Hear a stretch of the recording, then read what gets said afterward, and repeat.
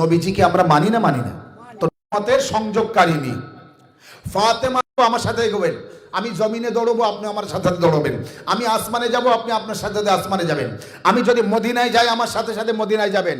মানে এখানে বসে মনটা মদিনায় দৌড়াতে হবে, ঠিক আছে? তো ফাতেমা তিনি বিশ্ব নবীর মেয়ে। রাসূলুল্লাহ সম্পর্কে আল্লাহ কোরআনের মধ্যে বলছে কি আমার রাসূলকে আমি বলতে বললে বলি না, বলে নতুবা বলে না, তো কোনো কথা বলেন না। রাসূলুল্লাহর কথা বুখারী শরীফের মধ্যে আছে, আপনাদের সামনে আমি এখনই পেশ করেছি। ফাতেমা তো সাইয়্যিদাতুন নিসায়ে আহলিল জান্নাহ, ফাতেমা জান্নাতের নারীদের সরদারনি। সালাওয়াত বার মুহাম্মদ ওয়া আলে মুহাম্মদ। ফাতেমা জাহরা জান্নাতের নারীদের সরদারনি। আচ্ছা বলুন, জান্নাতের নারীদের সরদারনি মানে মহিলাদের মা ফাতেমা জাহরা, আর পুরুষদের জান্নাতের বাদশা আল হাসান ওয়াল হুসাইন সাইয়্যিদা শাবাবে আহলিল জান্নাহ। হাসান ও হুসাইন জান্নাতের যুবকদের বাদশা। তাহলে জান্নাতের পুরুষদের যুবকদের বাদশা হাসান ও হুসাইন, আর মহিলাদের সরদারনি মা ফাতেমা জাহরা। এর বাইরে আর কেউ আছে? দুনিয়ার যাকে মানুন আর না মানুন আমি কিছু বলবো না, কিন্তু মাওলা হাসান হুসাইন আর তানার আম্মা ফাতেমা জাহরাকে মানবেন কিনা বলুন? যে যেখানে বসে আছেন, বাড়িতে থাকেন আর আমার সামনে থাকেন, জান্নাতে আমার আপনার কারো মা বোন মেয়ে জান্নাতে যেতেই পারবে না যতক্ষণ ফাতেমা জাহরাকে না মানবে। যারা উত্তর দেননি কিছু বলেননি কেন? যারা আমার সামনে বসে আছেন, অনেকে আছে একদম চুপচাপ ছিলেন। আজ যদি ফাতেমা জাহরার ফজিলত শুনে কিছু না বলতে পারেন, কাল কবরে যেয়ে হাসরে যেয়ে মুখ বন্ধ করে থাকবেন তো কি হবে? মার পড়বে, তো বলবে তো কিচ্ছু জানে না। আচ্ছা বলুন তো, মাস্টার জিজ্ঞাসা করলে যে ছাত্র উত্তর দেয় না, সে ছাত্র ভালো মাস্টারের কাছে? একটা সেমিনার হচ্ছে, আপনার কাছে কিছু জিজ্ঞাসা করা হচ্ছে আর আপনি কিছু বলছেন না, তার মানে কি? আপনার শুধু মান সম্মান যাবে না, আপনার বংশের যাবে, আপনার গ্রামের যাবে, আপনার এলাকার যাবে, যেখানকার হয়ে গিয়েছেন সেখানকারও বদনাম হবে। অতএব আপনার, এবার উত্তর চাই, আমার আপনার মা বোন স্ত্রী মেয়ে কেউ জান্নাতে যেতে পারবে ফাতেমা জাহরা রাজি না থাকলে, ফাতেমা জাহরা অনুমতি না দিলে? এবার বলুন, মা ফাতেমা জাহরাকে যারা মানে না, মা ফাতেমা জাহরাকে যারা ভালোবাসে না, মা ফাতেমা জাহরার সম্পর্কে যারা জানে না, ফাতেমা জাহরা কবে এসেছে, কবে গিয়েছে, কিভাবে এসেছে, কিভাবে গিয়েছে, জন্ম কিভাবে, মৃত্যু কিভাবে, তিনি কিভাবে লালন পালন হলেন, বাপকে মাকে, বয়স কত, কিভাবে শাহাদাত বরণ করলেন, তার সন্তান কয়টি, তার জীবনী কি, আমি কিচ্ছু জানি না। জানি কি, আমার মা, আমার বাপ, আমার ভাই, আমার বোন, পাড়া প্রতিবেশী সবার জানি, ফাতেমা জাহরা সম্পর্কে কিছু জানি না। জান্নাতে যাওয়ার সময় যখন মা ফাতেমা জাহরার কাছে যাব, তো ফাতেমা জাহরা বলবে আমিও তোমার চিনি না। এখনো দুই একজন মাথা এরম করেছে, উত্তর দেয়নি, আমিও তোমার চিনি না। এই কারণে দেখুন, আপনি যাকে চেনেন না, যার সাথে আপনার সম্পর্ক নেই, আপনি বিপদে পড়লেও, মনে করুন শিয়ালদার স্টেশনে ধরা পড়েছে, আপনি ধরা পড়েছেন, হঠাৎ করে স্টেশনে গিয়েছিলেন মোসলান্দুবার, ট্রেন ছেড়ে দিচ্ছিল, আপনি উঠে গেলেন, কাউন্টারে আর যেতে পারেননি, আর শিয়ালদা একটু এদিক ওদিক করছিলেন, চোখ আর দেখে ফেলে ধরে ফেলেছে। এইবার আপনি কি করবেন? এক ব্যক্তির সাথে আপনার সম্পর্ক নেই, কিছু নেই, চেনেন না, তাকে বললেন ভাই আমার একটু বাঁচাও, বাঁচাবে? ফাতেমা জাহরাকে আপনি চেনেন না, ফাতেমা জাহরাকে আপনি জানেন না, হাসরের ময়দানে যেয়ে বলবেন, আপনার মা বলবে, আপনার স্ত্রী, আপনার মেয়ে বলবে, ও ফাতেমা আমার একটু বাঁচাও, বাঁচাবে?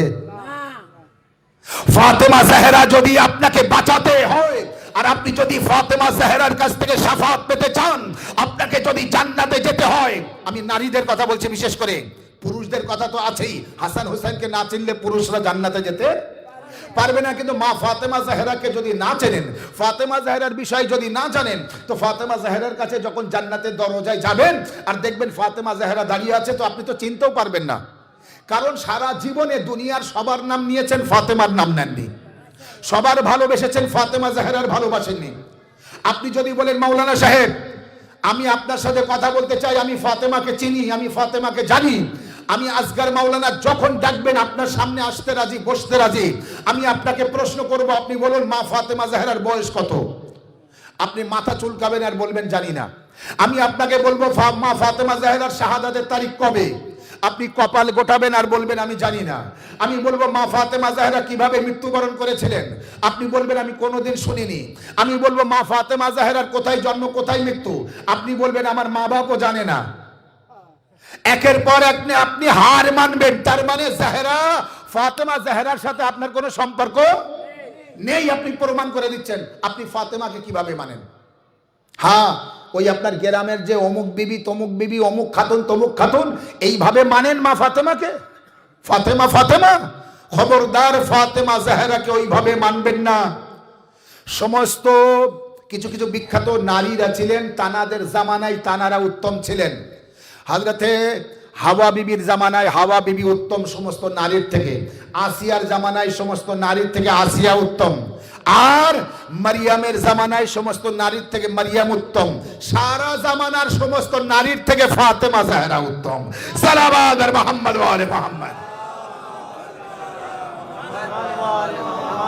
অতএব ফাতেমা ফাতেমা, ফাতেমার মোকাবেলায় কোনদিন কোন নারী আসতে পারে না। কেন পারে না?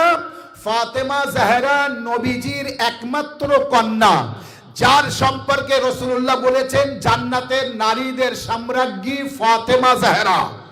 জান্নাতে সব নারী যদি জান্নাতে যাওয়ার কাজ করে যেতে পারে, কিন্তু অনুমতি লাগবে কার? মা ফাতেমা জাহরার। ফাতেমা জাহরা অনুমতি দিলে জান্নাতে যেতে পারবে, না দিলে জান্নাতে যেতে পারবে না। এবার আপনি বলুন, মা ফাতেমা জাহরাকে ভালোবাসবেন কিনা? মা ফাতেমা জাহরার মৃত্যু তারিখ পালন করবেন কিনা? আমরা নবীকে ভালোবাসি, তো নবীর জন্ম মৃত্যু তারিখ পালন করি না করি না? নবীজির জীবনী বয়ান করি না করি না? আচ্ছা, যদি এগুলি আমি কিছু না করি তো নবীর ভালোবাসলাম? সম্মান করছি, দেখো উঠে দাঁড়াচ্ছি, আমার মেয়েকে চুম্বন দিচ্ছি, সালাম করছি, ফাতেমা ফাতেমা পারবেন না।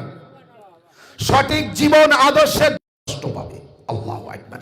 হয়তো তুমি এমন কিছু তানার উপরে সেরা কোন নবী আছে?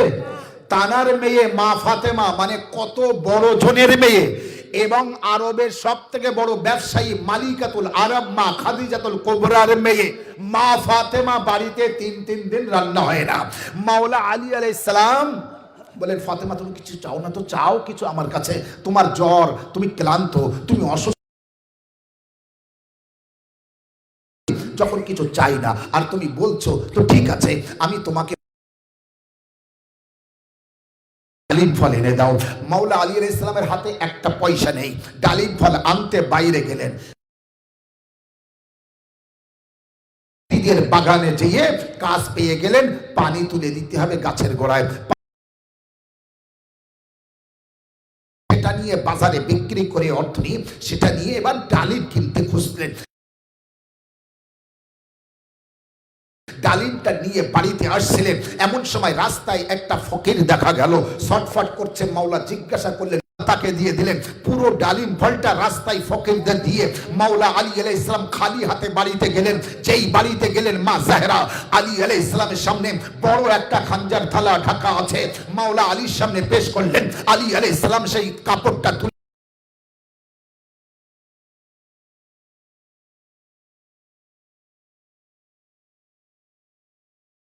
তুমি তো পাঠিয়েছো, বলে আমি পাঠিয়েছি।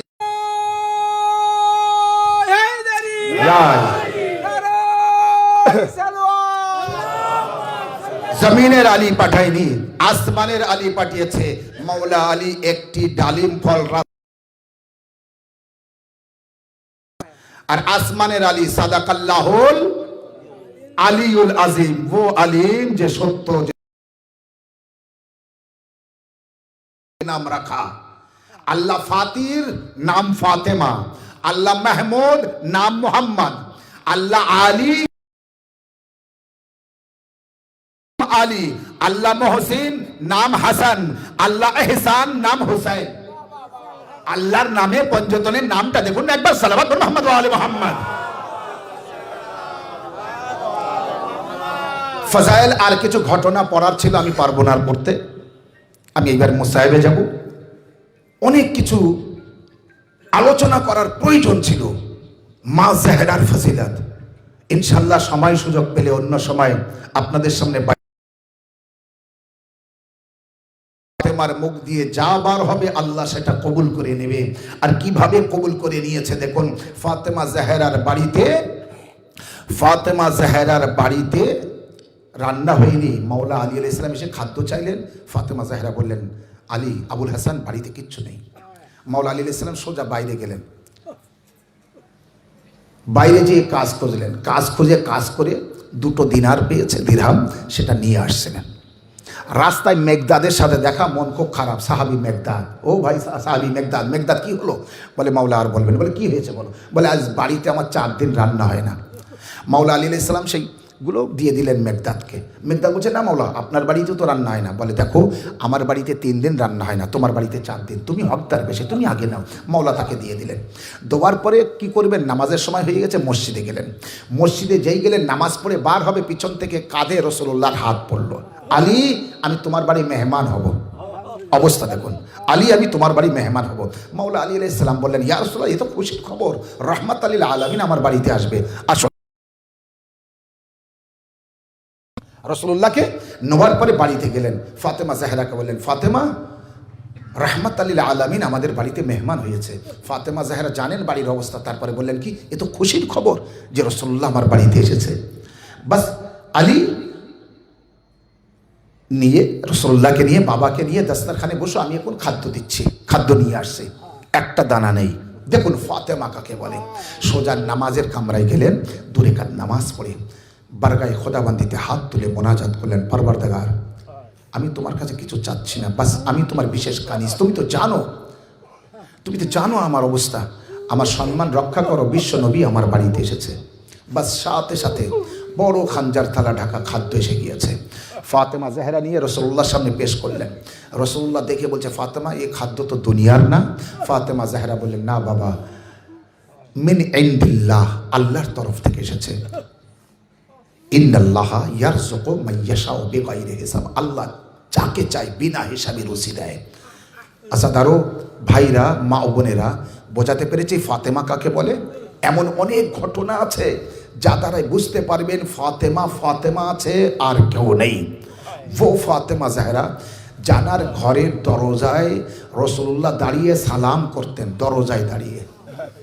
যে ঘরের দরজায় ফেরেশতা বারবার আসতো, ঝোলা ঝোলাতে, জাতা পিষতে, যে ঘরের দরজায় রাসূলুল্লাহ দাঁড়িয়ে 2 রাকাত করে নামাজ পড়তেন, নবীর ওয়াফাতের পর সেই ঘরের দরজায় জালিমরা আগুন কিভাবে দিতে পারে?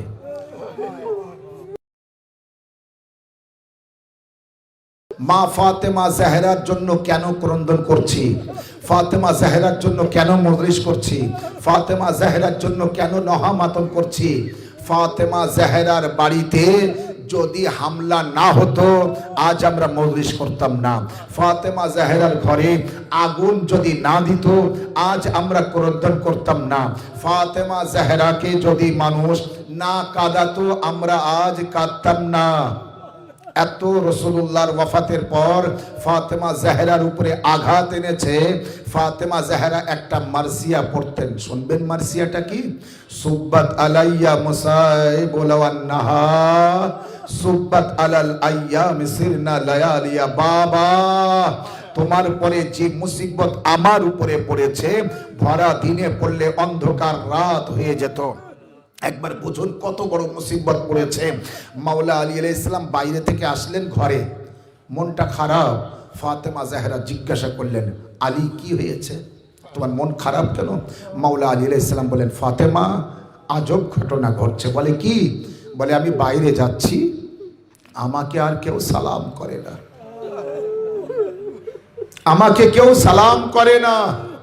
কত কষ্ট চিন্তা করুন, কত হিংসা ছিল, রাগ ছিল। রাসূলুল্লাহর ওয়াফাতের পর সেই রাগ, সেই হিংসা সবাই প্রতিশোধ নিচ্ছে। কিছুদিন পর মাওলা আলী আলাইহিস সালাম আবার বাড়িতে আসলেন, মন খারাপ। ফাতেমা জাহরা জিজ্ঞাসা করলেন, আলী কি হয়েছে, মন খারাপ কেন আবুল হাসান? তো মাওলা উত্তর দিলেন, ফাতেমা, আজব ঘটনা। বলে কি? বলে এতদিন আমাকে কেউ সালাম করতো না, ফাতেমা, আমি সালাম করছি তো আমার সালামের উত্তরও কেউ দিচ্ছে না। আজরুকুম আল্লাহ, আমার সালামের কেউ উত্তরও দিচ্ছে না। আপনি বুঝুন কত বড় অসহায় হয়ে গিয়েছেন আমার ও আপনার মাওলা। রাসূলুল্লাহ, আমার পরে তোমাদের উপরে অনেক জুলুম হবে, অনেক অত্যাচার হবে। আলী, তোমাকে মানুষ অনেক কষ্ট দেবে। আলী, তুমি সবর করো। আলী, তুমি ধৈর্য ধরো। তাই মাওলা আলী আলাইহিস সালাম নিজের কষ্ট নিজের মনে রেখে বাইরের মানুষকে না বলে একজনকে জানাতেন, তিনি হলেন মা ফাতেমা জাহরা। ফাতেমা জাহরার কাছে সব কষ্টের কথা বলছেন। এবার শুনুন, মা ফাতেমা জাহরা বাবার শাহাদাতের পর কাঁদে, জুলম অত্যাচারের পরে, জালিমের জুলম অত্যাচারের পরে কান্নাকাটি করে। মদিনার লোক বলে, ফাতেমা এইভাবে কাঁদলে আমরা কাজ করতে পারি না, রাতে কাঁদো। তো ফাতেমা দিনের বেলা আর কাঁদে না, রাতে কাঁদে। পরে আবার অবজেকশন করলো, রাতে কাঁদলে আমরা ঘুমাতে পারি না, দিনের বেলা কাঁদলে কাজ করতে পারি না, রাতে কাঁদলে ঘুমাতে পারি না। তাহলে ফাতেমা কাঁদবে তো কোন সময়? ফাতেমা জাহরা দূরে যেয়ে একটি গাছের গোড়ায় বসে কাঁদতেন। কিছুদিন পর জাহরা বাড়িতে ফিরে আসে, লাঠির সাহারায় কাঁদছেন। আবুল হাসান জিজ্ঞাসা করছে, ফাতেমা কি হলো? বলে, আলী, যে গাছের নিকটে বসে আমি কাঁদতাম সেই গাছটা কেটে দিয়েছে। কষ্ট দেখুন জাহরার। বলে, সেই গাছের গোড়ায় বসে যেন আর না কাঁদতে পারি, তাই গাছটাও কেটে দিয়েছে, ছায়া ছিল সেটাও দূর করে দিয়েছে। আজরুকুম আলাল্লাহ। এরপরে একটি কাদার জন্য বাইরে মাওলা আলী ফাতেমা জাহরার জন্য একটি ঘর তৈরি করে দিলেন। সেখানে যেয়ে যে ঘরে বসে বসে কাঁদতেন, যে ঘরকে বলা হতো বাইতুল হুজুন, ক্রন্দনের ঘর। কিছুদিন পরে মা জাহরা এসে আলী আলাইহিস সালামকে খবর দিচ্ছে, আলী, যে ঘরে যেয়ে কাঁদতাম সে ঘরটাও ভেঙে দিয়েছে। আজরুকুম আলাল্লাহ। আল্লাহ কোনো কষ্ট যেন না দেয় মা জাহরার কষ্ট ছাড়া।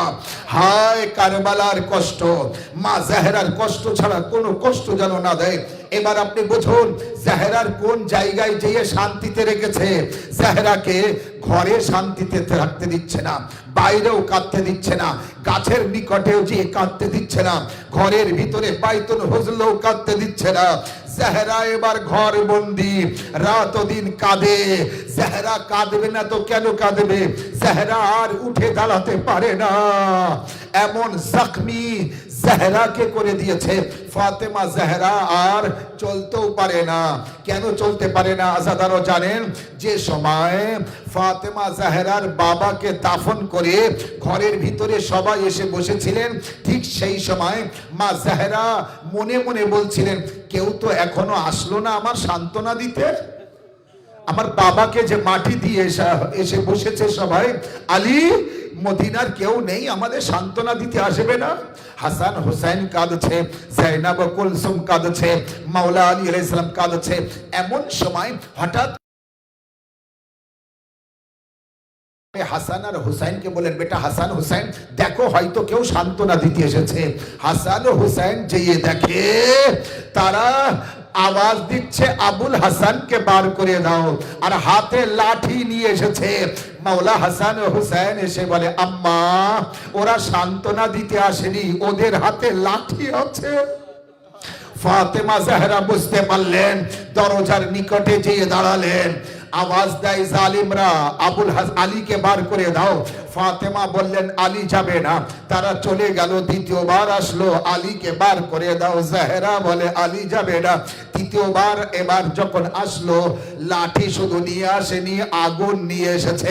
আওয়াজ দিচ্ছে, আলীকে বার করে দাও, নতুবা ঘরে আগুন লাগিয়ে দেব। ফাতেমা জাহরা মাওলা আলীকে বললেন, তুমি ঘরে বসো, বাইরে দরজায় আসবে না। ফাতেমা জাহরা নবীর একমাত্র মেয়ে, 18 বছর বয়স। আসাদারও জানেন ফাতেমা জাহরার কষ্ট কত বড় কষ্ট। ফাতেমা জাহরার যখন মদিনায় হামলার পরে যখন রাসূলুল্লাহর মুয়াজ্জিন বেলাল মদিনা ছেড়ে চলে গিয়েছিলেন। রাসূলুল্লাহ স্বপ্নে এসে বলছে, বেলাল, সবাই আমার মেয়েকে ছেড়ে চলে গিয়েছে, তুমিও চলে এসেছো? বেলাল একবার বলছে, ইয়া রাসূলুল্লাহ, আমি মদিনা ছাড়তাম না, আমি ইয়ামানে চলে এসেছি, এই জন্য মদিনা আর থাকার মতো নেই, মদিনার সে মদিনা নেই। ইয়া রাসূলুল্লাহ, যে ঘরে আপনাকে সালাম দিতে দেখেছি, সেই ঘরে যখন আমি আগুন লাগাতে দেখেছি, আমি ভাবলাম এই মদিনায় আর থাকা যাবে না, তাই আমি মদিনা ছেড়ে চলে এসেছি। আল্লাহর রাসূল বললেন, বেলাল, তুমি মদিনায় ফিরে যাও। আমার মেয়ে কাঁদছে আর বলছে, বাবা। বেলাল পর্যন্ত আমার খোঁজ খবর নেয় না। বেলাল ভোরে ফজরের নামাজ পড়ে মদিনায় আসলেন। ইমামে হাসান এসে খবর দিলেন, আম্মা, নানার মুয়াজ্জিন বেলাল এসেছে। যেই বললেন না, সাথে সাথে ফাতেমা জাহরা বললেন, যাও যেয়ে বলো আমার সালাম পৌঁছে দাও, আর বলো আমার মা একটু আজান শুনতে চাচ্ছে তোমার মুখে।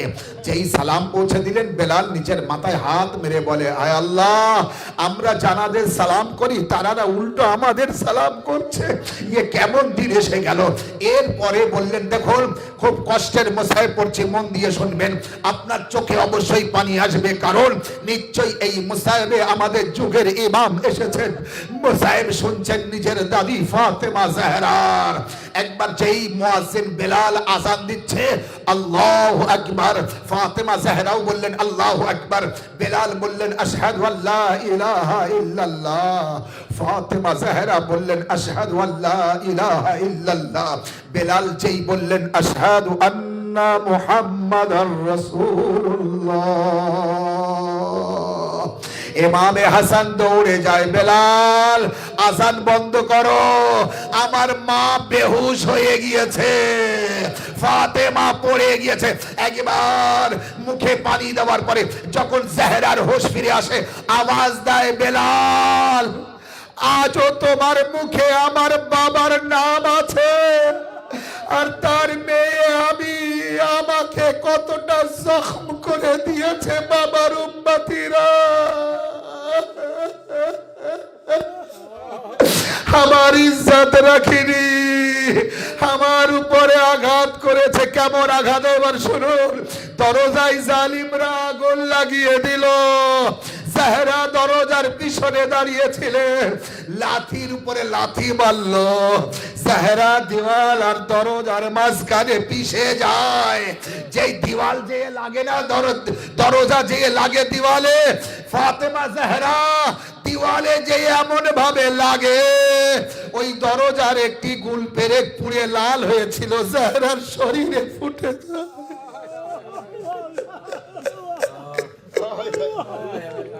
ফাতেমা জাহরা পড়ে যান। খুব কষ্টের মুসাইবা জানারো, জানি না আগামী বছর এই তারিখ আর পাবেন কিনা। আজ জাহরার শাহাদাতের তারিখ। মা জাহরার ঘরের এই সময় কি অবস্থা ছিল একবার অনুভব করুন। যে ঘরে মাইয়াত হয় সেই ঘরের মানুষ বুঝতে পারে, কলিজা ফেটে যায়।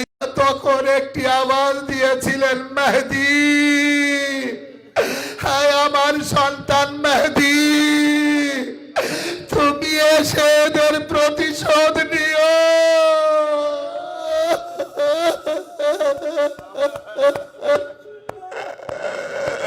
ফাতেমা জাহরা তারপর আওয়াজ দিলেন, ফিজ্জা, ফিজ্জা, আমি উঠতে পারছি